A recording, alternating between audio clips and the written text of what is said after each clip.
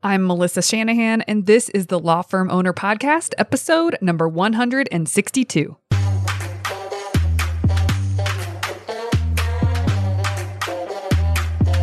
Welcome to the Law Firm Owner Podcast, powered by Velocity Work, for owners who want to grow a firm that gives them the life they want.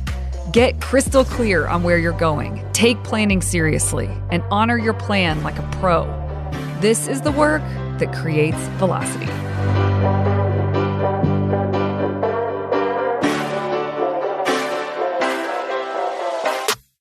Hey everyone, welcome to this week's episode. I am thrilled to have you here and talking with Bill Farias today about setting expectations and the importance of it. I heard him speak on this topic at MaxLawCon 2022, and it was by far one of my favorite presentations. I had lots of notes, and I really appreciated the way that he broke down the topic for the audience. I think it's easy for people to just share what they've implemented and not their thought process, like the in-depth bullets of thought process for how to get a similar result for your own world. And he did a great job. So I wanted to have him on to go a little deeper and, yes, hear about what it's been like for him and how it's changed his firm, to think about how to set expectations ahead of time for clients. But also I wanted to know about what that's been like if he applies that principle to his team, to his family, to those around him as a business owner, how that sets him up for success and those around him. So really, this conversation is about setting expectations, digging into the work that he did to put together the presentation, and crawl up in that brain of his and have him share his wisdom. So without further ado, please welcome Bill Farias. Welcome everyone to this week's episode. I am thrilled to have Bill Farias on this show today. Bill, welcome. Hi, Melissa. How are you? Thank you for having me. Absolutely. I'm so thrilled that you came and you were willing to record this episode. You're not a client. I met you at Max Law, and it was wonderful to meet you there. And I got to have lunch with you one day. And then I listened to your talk that you gave. And that's why I wanted to have you on the podcast, was the conversation that you started for the audience there, I think is worth talking about more and maybe getting out there with what you have to offer and what you've thought through, because people haven't really thought through the topic that you shared in the way that you have. I've never heard it addressed in the way that you addressed it. So I'm excited to ask you all kinds of questions and share with the audience what in the heck I'm talking about. But yeah, thanks again for coming on the show. Yeah, thank you for having me. And it was great meeting you. I didn't know about you before the conference because your clients rave about the work that you do with them at Velocity. So props to you on what you are building. Oh, well, thank you very, very much. Well, maybe we could start this out by sharing with everyone who you are, your practice areas, where you are in the country, etc. You want to share a little bit there? Yeah, sure. I am a family law attorney in Massachusetts. I've been practicing for about 12 years. I started out as a prosecutor, went on to criminal defense, picked up family law, enjoyed family law more. And so I went in that direction. And about, I would say 4 years ago, I started getting serious about building a firm. So up until that point, I was mainly a solo practitioner. And so in about 2018, I became interested in this concept of building a business that is a law firm. And since then, I've been working really hard on that. And now I am mainly managing the firm, mainly in a CEO, president, manager role. I do have about a handful of cases, but that's temporary. We had an issue. We're in a transition period. So that's where I'm at right now, is really just working on kind of building this infrastructure and getting ready for growth. So good. Okay. That's exciting. When did you take more of the role? When did you make that move where your hands were out of most of the cases until, of course, this transition? But when did you make that final move?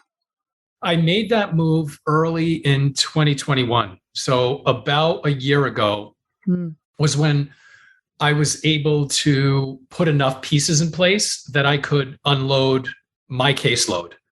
it was at that point that I was really able to make a lot of progress on building this out, building out systems, getting the hiring pipeline strengthened, and a lot of the other areas, sales, focusing on sales.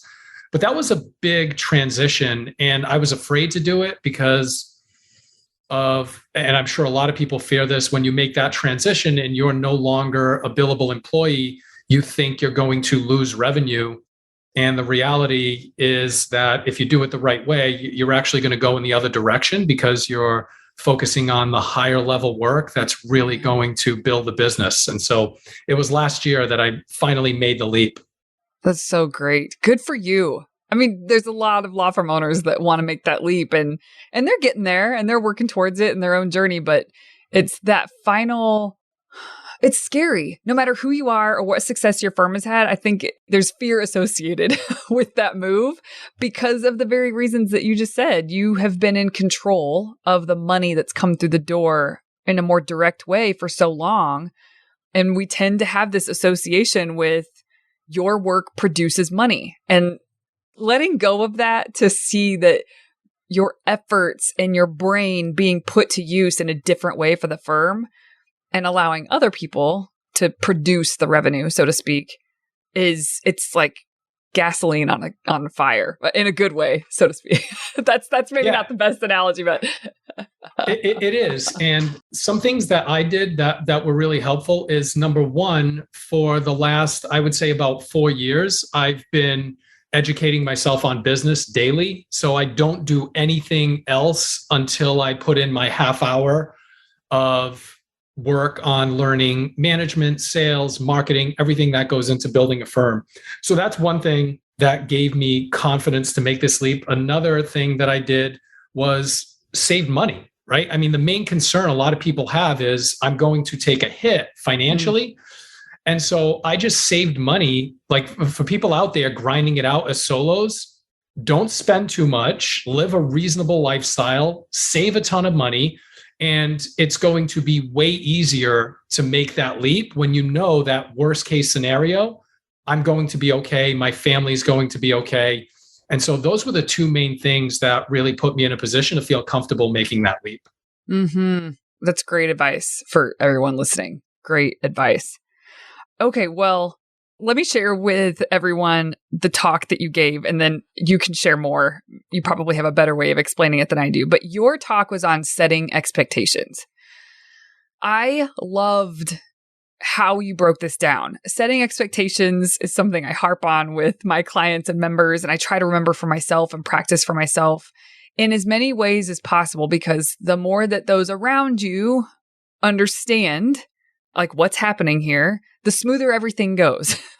And this can be applied to your firm in terms of onboarding and operations and et cetera. But it can also be applied to how you conduct your own life. You know, how you set up your calendar. If people understand and there's expectations set about when you're available, when you're not available on the macro and on the micro, then you can actually stay focused on the things that you wanted to do because people know to give you some space and you're going to pop your head at this point. I think that setting expectations is this gem of a topic that there's not enough credit given to create smooth and streamlined experiences with whatever it is you're dealing with. So I would love to hear from you, and we could dig into the content of your talk, but why did you choose to talk about setting expectations at Max Law? And how did this come about? Was it a difficult presentation for you to put together? I'm just really curious about everything that led up to actually giving the presentation. The way I came up with this was that I was trying to think of a topic that would be helpful that I hadn't heard yet. I hadn't heard content on it yet. And it wasn't difficult to put together because it's been sort of an obsession of mine. Like if you talk to my staff, they'll tell you this guy talks about this stuff all of the time. Nice. And so it was natural for me in the sense that I already utilized this concept in my firm. The way it came about was from a pain point. And it was about in 2018 when I started getting serious about building this business, I called clients and got feedback from them. And some of the feedback wasn't great. And the common denominator among all of the pieces of information I was gathering was that I failed to set and manage expectations with my clients. In other words, if I would have gotten that right, those people would have been happy. It didn't have anything to do with the result or the service that was being delivered. It was really my failure to talk to these people about these subjects, to have conversations with them at the outset, and to have conversations with them throughout the process at particular points. And I knew that that was the case because at that time, I hadn't started growing a team yet. So I was managing all the cases. So I knew exactly what was going on in every case, what conversations we were having with clients. So it was really easy for me to dig in and identify this problem and then dig further down to a granular level to figure out why it was happening. And what it came back to was I wasn't doing that correctly. And so I committed to building sort of a system for communicating with people at the outset what they needed to hear, and also being aware of the different points in a case that required these further conversations to make sure that these expectations were being managed properly. And so where this came from was I'm really into Buddhism and Stoicism. I love psychology. And I think those disciplines are so helpful. And so it's this concept of happiness equals reality minus expectations. And so reality is the objective. That is the product you're delivering, the results these people are getting. And the expectations are what you set. And so happiness sits in that gap. And so the higher the expectations, and expectations are higher either because you aren't setting them at all, right? And so people who are paying for legal services, most people are paying a decent amount of money. And that's naturally going to result in higher expectations. People want value for what they're paying. And so if you don't set them at all, the expectations are going to be high. And if you mismanage them, the expectations are going to be high. And therefore, if they are high, you are sort of shortening that gap between reality and expectations. And the shorter that gap, the more likely it is you have a problem on your hands. And so if you do this correctly and you have those expectations managed, you're going to have a happier client. And, this applies to operating a firm. It applies to life, dealing with family members, friends. If you're not managing those expectations, you're more likely to have unhappy people on the other side. Oh my gosh. Preach. This is so good. I love that, because I don't think you mentioned that in the talk about happiness or did you? And I missed it. Happiness equals reality minus expectations. It was a quick slide. So dang. Okay. I'm sorry I missed that, but I'm glad I just got it now. That's great. That is brilliant. There's something I want to go back to really quickly because you breezed over it, but that is not anything small. And so it's worth mentioning. You got on the phone with clients to learn about their experience and you asked them specific questions. Am I understanding correctly? Yes. That is something that most people would agree is probably a good idea, but don't take the time to do. What pushed you to that? And what prep did you have like 4 questions you wanted to ask everybody, or did you just want to chat with people and learn? I'm really curious how you approached this and how many clients you did this with. So that's evolved over time, and we have a much more involved process now. But at that time, what drove me to do it was that was about the time that I started getting serious about growing this as a business.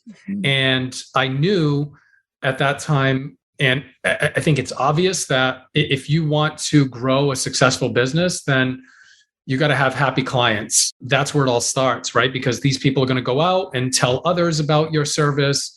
You're going to get 5-star reviews. And so with that in mind, I knew that gathering feedback from clients was the only way to identify problems, pain points, and address those. And so at that time, it was a very primitive process. I didn't even have specific questions drawn out. I just had conversations with them. How's it going? How are you feeling about the service? Is there anything we could have done better? So that's how I was gathering the information. And then from there, just taking the feedback and case by case where there was negative info, trying to figure out where that was coming from and why. I mean, the reason I wanted to stop on that is because, sure, companies can put things into place, but you tend to be more and more out of touch, really, with responses if you just throw an email survey out after their experience or whatever, or after each phase even, where I think in the beginning, or if you're at a transition point where like something's not working well, you're bumping up against barriers or frustrations with your client base, being willing to stop and get data, real data on what is going on is so important, but it takes guts, I think, to call someone and not just be willing to hear the nice things, because people will have nice things to say. And that's all good. And you can document that, but you're looking for the seeds that exist in their mind that either cause them to have lower expectations of you, but there's not a good light around it, or plants a seed in their mind that like, well, that's what you can expect with that law firm. It's like, that's how they roll. It's like something you have to deal with as a client. There's seeds that are planted and those are what you're hunting for. And that takes guts, I think, to hear the negative feedback. Because of course, if you have your own business, you're working your ass off. Like you are trying to deliver a good experience, but learning how to be intentional with it, you have to have data so that you know what to fix and what to put into place to overcome those specific barriers for the clients. So I just want to take a moment, acknowledge you, because I think that's something that, again, most people think that they need feedback, but they don't sit down to actually just call and talk to people and take notes and find the data, find the specific barriers, because otherwise you're running on hunches. You're running on hunches about what people's experience is, and you could just pick up the phone and figure it out and find out. And early on, especially, the importance of that is immense. So yeah, just kudos to you. Yeah, thank you. I mean, it's the old, you don't know what you don't know, right? So you gotta, you have to just take the time to gather that information. Yeah. Otherwise, you're just sailing in the dark and you really don't know what you should tackle. So yes. Have you ever read The Lean Startup or yes. Lean? Okay. Yeah. I came from startup land before this career, and that world is so centered around customer development and getting on. I remember my husband would work for companies where they would get on with new users and watch them use the product. And they didn't know, their mouse didn't know where to go. And you would never have that insight unless you just get on the phone with the client. And it's the same in every industry. It just looks a little bit different, but not many people actually do the work. It almost feels so hands-on that it kind of goes against what you think you should do. You should automate. You should, early days, you have to get on the phone with people. Absolutely. And that was one of my kind of foundation books. So maybe that's where I got the idea. That was one of the first books. I wasn't reading anything about law practices specifically. It was just, Silicon Valley and general business education. Smart. And so that's probably where that comes from. Yeah, very cool. Okay, so then going back to the setting expectations, I like that you use the word outset, making sure that they understand from the outset certain things and what to expect. Did you apply this first? And here's for everyone listening, because I'm sure that maybe you just listened to what Bill said a few minutes ago about, making sure that they understand the points along the way. There was something he talked about where people I could see would probably say, yeah, I do that. I think there's an opportunity here to listen differently and to actually ask yourself and look with beginner's eyes at your systems and the way that you do things in your firm, and with the lens of, am I setting expectations as well as I can? Because even if you have done some things right, it doesn't mean there's not room for improvement. So I just want to make sure everybody hears that and doesn't just think, yeah, I'm doing that too. I'm telling you, I listened to this talk. He's doing it differently than 99.9% of you are doing it. So that's why I wanted to have him on the show. So Bill, where did you first apply this in your firm? Was it onboarding? Was that because I know you mentioned that in your talk, onboarding was one place that you mentioned you have this implemented, you have this thought through. Yes. And so what I did was I worked on onboarding material for the clients. And that was also sort of primitive in the sense that it was all text. It was all information that I thought the client needed to know.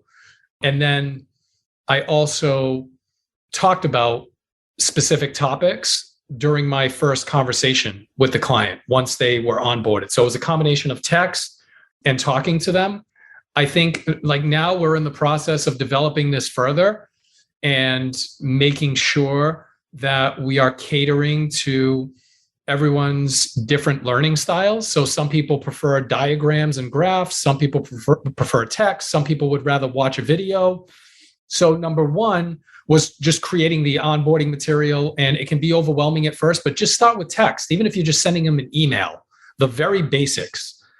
And also talking to my then only staff member about it, because that's another part of this that I think is very important. Is there might be people listening and saying, okay, well, I get this and I do it, but it's important to understand that generally people avoid difficult conversations, and a lot of setting expectations is difficult conversations, whether it's with a client about what might go wrong, or setting limits and boundaries with team members.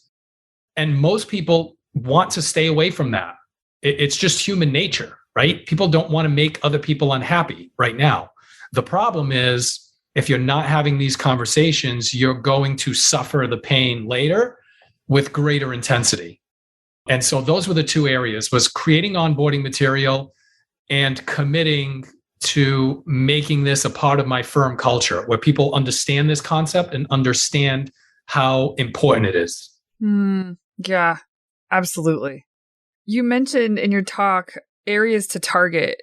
The bullets I had written down were operations, timeframes, process, meaning, and then I had written next to that client journey, and attributes, sequential and predictable.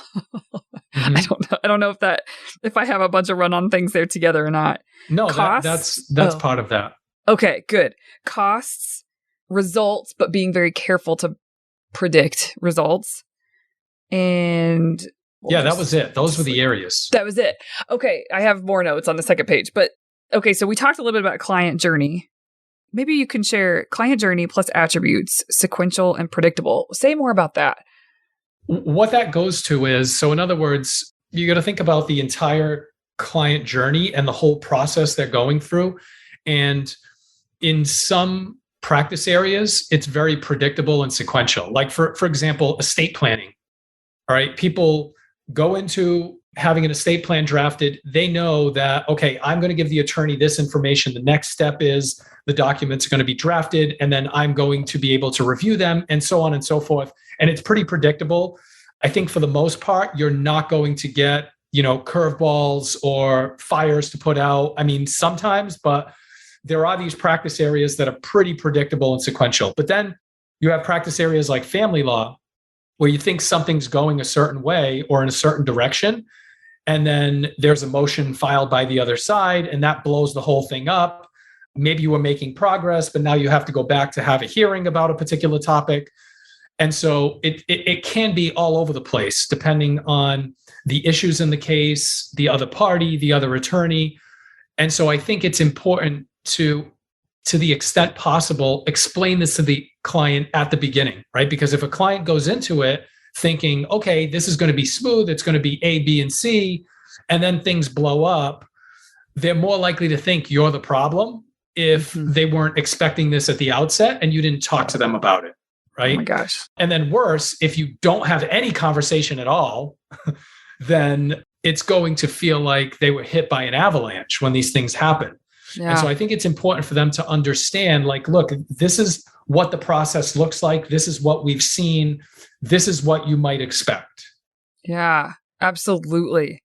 Okay, so I love what you said, that setting those expectations up front about where it could get wonky.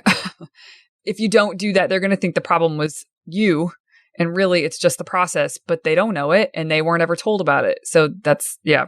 And you're being reactive at this point, right? Yeah. Like now when you're being reactive, they're less likely to put stock in what you're saying because they're just thinking, these people had no idea that anything like this was going to happen, and it's a big mess now.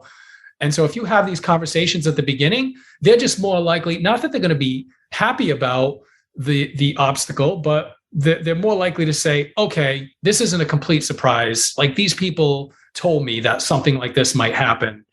And so it's easier to absorb. And they're more likely to be happy with you and the service overall.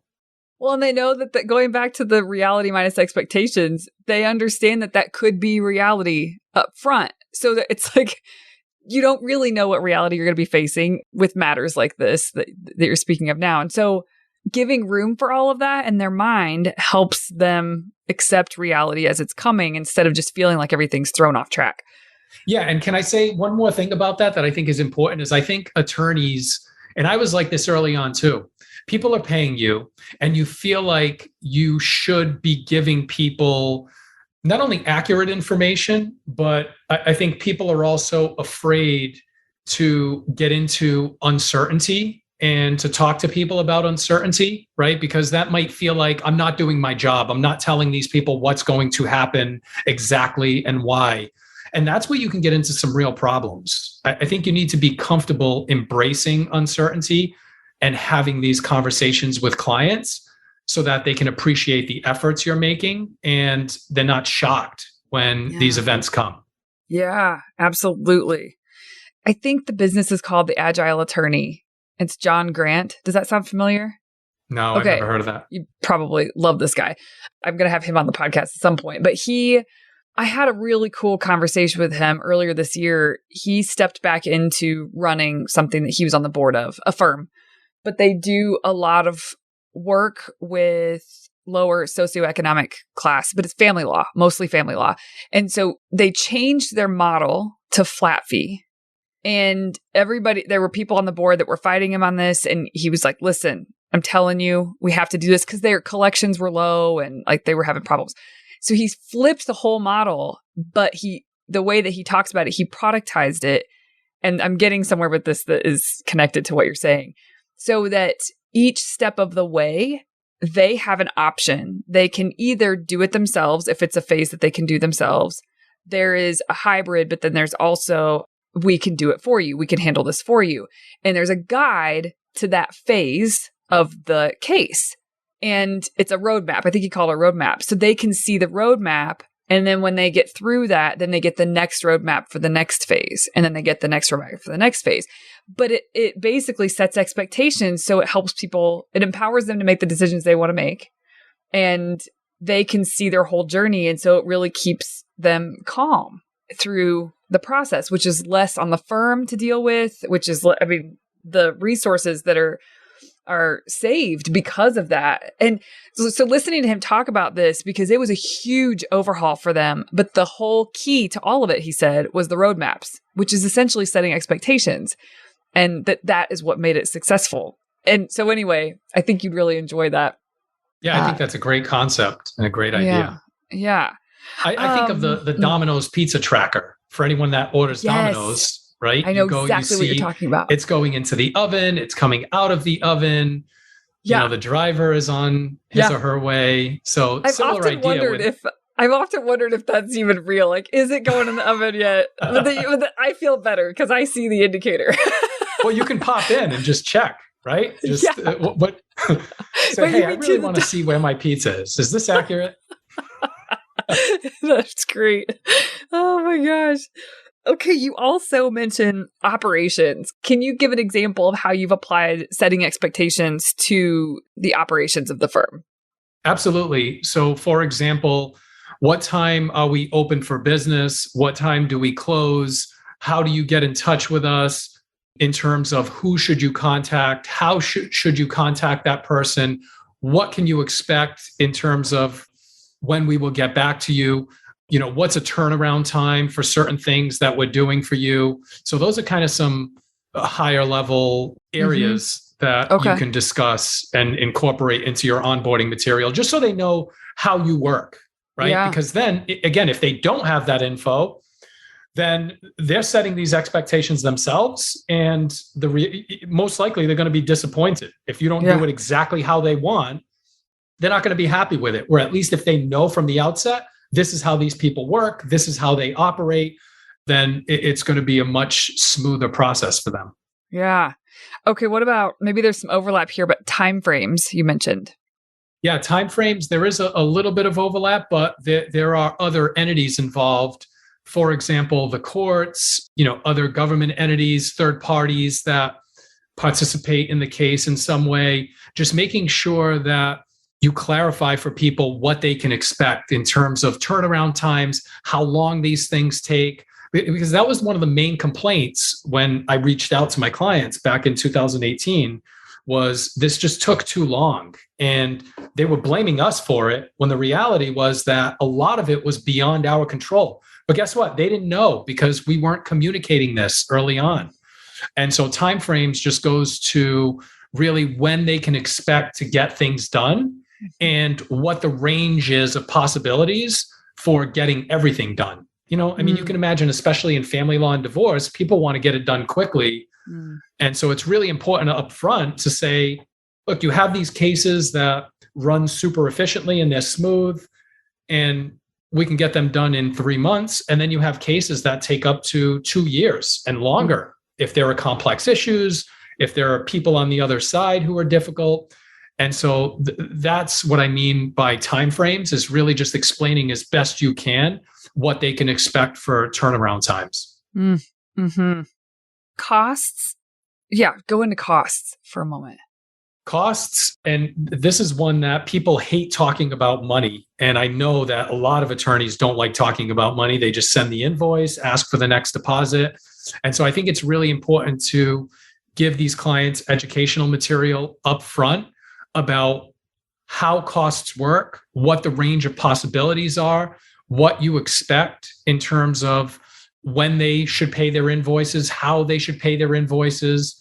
So it's really about kind of a deep dive into the financial aspect of it, how they're paying you, how you're getting paid, how that's being managed throughout, and big picture, what can they expect to spend on this? And usually that's a range, because at least in family law, you really don't know up front, unless you're pretty close to an agreement, what that's going to look like. For some practice areas, it's a little more straightforward. So it's really just talking about the money so that they know what to expect. Mm-hmm. And then results, which you have to be careful in predicting, but how do you speak about results? So the way I speak about results, I get this all of the time. What do you think is going to happen? Are we going to win this? And at least in family law, judges have a ton of discretion. And so I learned to lean into that and to explain that to clients and give them information based on my experience and knowledge as to what might happen in terms of a range. Look, I've seen this happen at the low end of this range. I've seen this happen at the high end. And so these judges have a ton of discretion. And what I bring them back to is, I think this is the best move because of A, B, and C. And here's what we are focusing on. Here's what we're doing to move your case forward. But I stay away whenever possible from predicting results. And in fact, when I give them a range, I err on the side of caution to leave room for them to be happy with the results, right? Because if you say, we're going into this hearing, I expect the judge will do X and it's going to be in your favor. I mean, anything that falls short of that, they're not going to be happy. That's what they're going to be expecting. Yes. And again, because people don't like to have difficult conversations with clients and they want to see clients happy right now, a lot of people like to make favorable predictions, optimistic predictions, because the client's going to smile and say, that's great. The problem is you're going to suffer the pain later if it doesn't go exactly as you predicted. So I work with ranges, and I even within those ranges are on the side of caution. When you started talking about this, I was surprised at how, I don't remember the specifics, but the hands that came up were about like, well, how do you do that? How do you almost throwing the baby out with the bathwater in terms of, setting expectations with results? That bullet rubbed people the wrong way for a moment. And you did a great job of explaining exactly what you just explained here. But it's interesting how black and white we can look at things, and there's gray area that in terms of setting expectations. You don't have to set an expectation of complete certainty. This is sort of mentioning what you had said earlier about uncertainty, really leaning into the uncertainty and still being able to provide expectations within the uncertainty. And so your answers, I think, were challenging to people. As I watched those around me who asked the questions, I mean, they really, they were looking up and to the left, like really thinking through what you had said. It was fascinating to watch. Like that was a barrier for them mentally that you helped overcome. They were just wrapping their heads around it. So it's really great. Yeah. And I think you can do it in a way that doesn't sacrifice confidence, because that's the key, right? You want to have these conversations with people, but you also don't want them walking away saying, these people have no idea what's going on. They can't tell me what might happen. So that's where these other sort of tools come into play, where you focus on what you are actually doing for them, the efforts you are making. And that puts them in a better frame of mind, because it's not just, hey, we have no idea what's going to happen. You're giving them a range. You're being realistic with them. You're communicating to them that you're operating in integrity and having these difficult conversations with them, which is important. And they actually appreciate that if it's presented that way. Yeah. I mean, the perceived value goes up in people's minds when they can understand all of this. I think there's only good that can come out of really thinking through how you can better set expectations with your clients. And this is something, I mean, your talk inspired me. Like, this is something I'm going to take a look at in July. I have some space to really look at some things. And this is one of the things I'm going to do is how can we apply this at the level that you were mentioning, even inside of our business? Everybody wins when expectations are set properly. And when you take the time to do that at the outset, as you say, so that not just so that people's expectations are set correctly, and so therefore they will be happier, but also they perceive the value of what they're receiving from you as higher than they would had they been left in the dark. And there's more wins, I think, for the business, for the client, and for the owner even of the firm. I think if it's a win-win-win all the way around when you set expectations really well. And making decisions for win-win-wins is a good thing. And this is just one way you can do that. I know we're coming up on time, but I would love to hear you speak to how you've done this inside of your firm, just internally with your team. Now you have a team that's bigger than it was a few years ago. And how do you think about this? And this is off the cuff, so I don't expect some systematized answer, but how do you think about this with your team so that things run smoothly inside for the firm? Not just for the client facing setting expectations, but for your team, setting expectations with the team. So I can tell you that one thing that I've been doing a lot more of is, before we even bring somebody on, having deep conversations with them about how we operate and what's expected of them, right? Because you could have somebody who's great and is an A player, but it might just not be a good match. And so what I've been doing is, when I think we want to bring somebody on board as a team member, I actually set up a meeting with them, and I have a list of topics that I hit about how we operate, what's expected of them, how it all interacts. And in fact, I joked with a paralegal applicant that I just met with, and I said, you would think, like, somebody listening in on this conversation would think that I'm trying to convince you not to come on board with us, because I'm talking about all of these different things you need to consider and how we operate to make sure that this is a good fit for you. And so that's one thing that I've done with sort of a lot more intensity than I was doing before. So these people coming in as teammates know exactly what they're getting into and how it works. Another area you had mentioned before was really sort of structuring what they can expect in terms of your time and availability. So on these days and times, I'm going to be available. Of course, if it's urgent, you can reach out to me, but here's what's urgent. Here's what's not urgent. Here's what you can batch for your discussions with me. So that's another area that I think is really important, is protecting your time. Yes, absolutely. I totally agree with that. And by doing that, even, I don't know if I said this after we pushed record or not, but sort of on the macro and on the micro. So macro, meaning if you're going to have some time away from the business and everybody's really clear on that, then setting expectations there, it allows them to get the answers that they need and tee themselves up for success so that when you're not present, everything can just keep on running.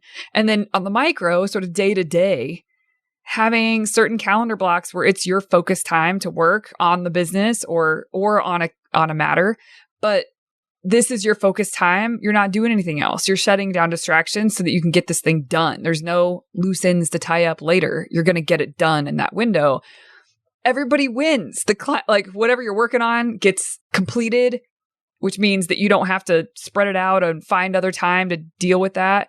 And when your team does have questions, you have time set aside for them to really be present and answer thoughtfully. Batching, I think, is a perfect, like having office hours, so to speak, or a set meeting that they can count on. Just all of this, applying this idea of setting expectations and being a kind of obsessive about it. Like, how can you set expectations on every front, knowing that everyone around you can be happier with the equation that you mentioned? Because that's the case. Everybody can get their stuff done. Everybody has peace of mind that they're going to get time with you. They're not worried that they aren't going to get time, so they're going to interrupt you now. They've got it with you. Same with your clients. I think it's a beautiful practice to implement to give more freedom in your world and of those around you. Yes. Yeah. And like you said, it's a win-win for everyone. You're not having to play whack-a-mole with inquiries and questions, and they know what to expect and have all of your time and attention without the frustration. So, yeah. One question I have for you is, I think it's important to get really clear before you set expectations, so you're not just changing things as you think of them on the fly. Do you have a practice of reflection or introspection or deep thinking time to really get clear the expectations that need to be set?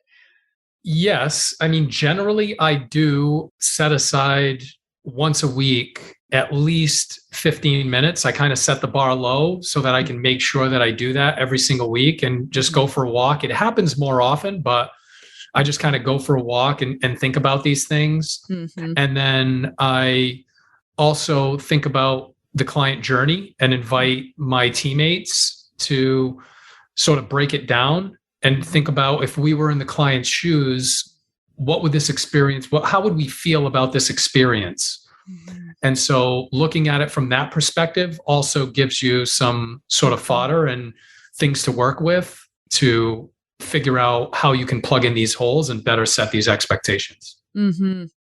Another question I have is, in working with clients, there's a handful that are overachievers. I mean, I think everybody I work with is kind of an overachiever, but there are some people who really just gun it in terms of their timelines, like estate planning, for example. Their timelines for getting that spit out, they apply this unnecessary pressure and set expectations with the clients that they don't need to set. Like, they could space things out more. So they create stress and all of that. Have you done that before and then adjusted because you can give yourself more space, or no, that's just not your MO. That's not how you roll.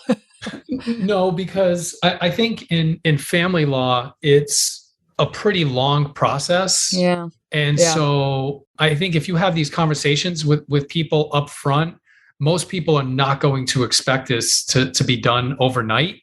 And this goes to the timeframes principle that I was talking about. And I think it is important to understand that if turnaround time is your thing, if that's what you market, like we're the fastest, if that's your thing, then you make it happen, right? And you build your systems in a way that is going to result in the client getting whatever they get by those timeframes. But the point is, you better stick to it, and you better accomplish that, because if you're off, you're going to pay the price. And so I've just naturally kind of erred on the side of caution and had the staff do that as well. So we always give the client, if we think it's going to take 2 days, we're going to tell them 3, right? Mm-hmm. So we're always going to bake in a little bit of extra time because we know that things come up. Mm-hmm. It does seem like, not just in this way, but the instances that I was speaking about where people, they state a time frame and they have an expectation of a time frame for themselves to stick to that they have a hard time holding the busier that they get.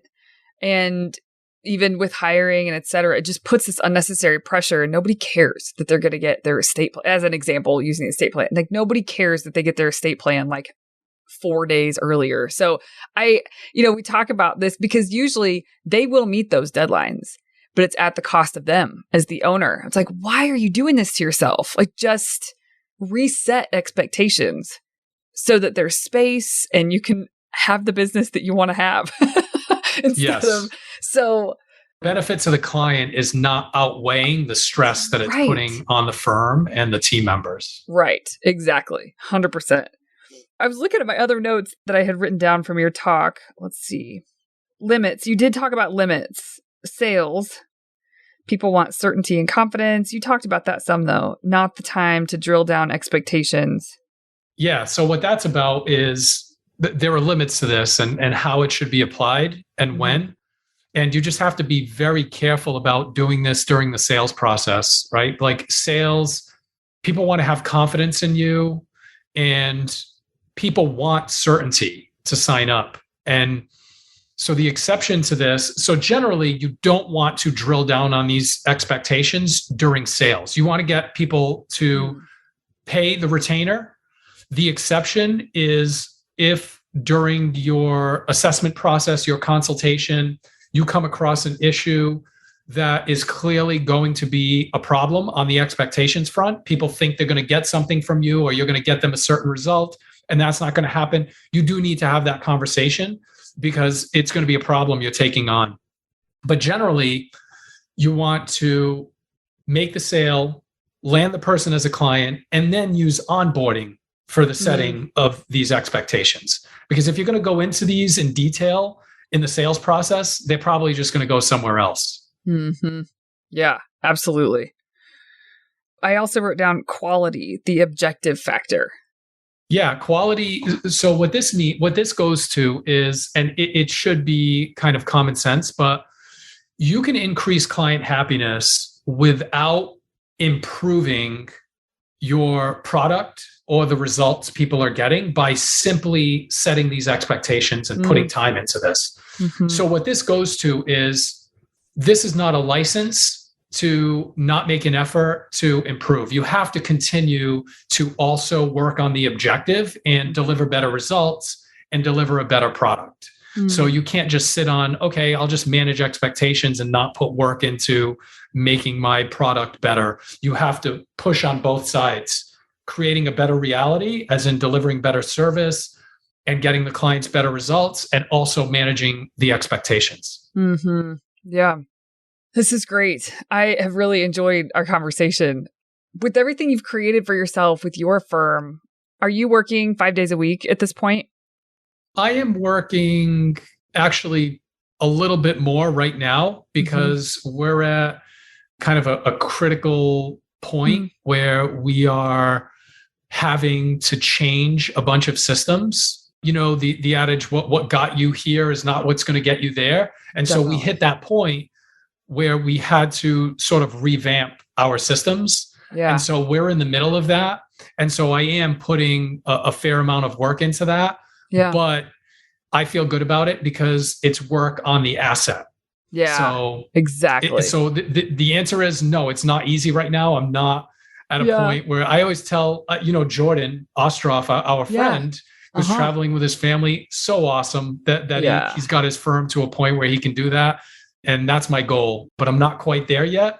Yeah. So it's still involving a fair amount of time, but I'm happy because of what I'm working on. Yeah. Oh, that makes total sense to me. It's nice we have a vision for what we're creating, but there's a path there. And really, you can tell you're enjoying this. I'm sure you're not enjoying every second, but there is an enjoyment factor of what you're working on, and what you're building, what you're creating, and you know why you're doing what you're doing. So that's, yeah, absolutely. And I am still taking chunks of time. Like I'm going away with the family tomorrow for a week. Nice. And, we went away in April. So I am still taking big, chunks of time to enjoy. Yeah. But yeah, it's work, but I'm loving it.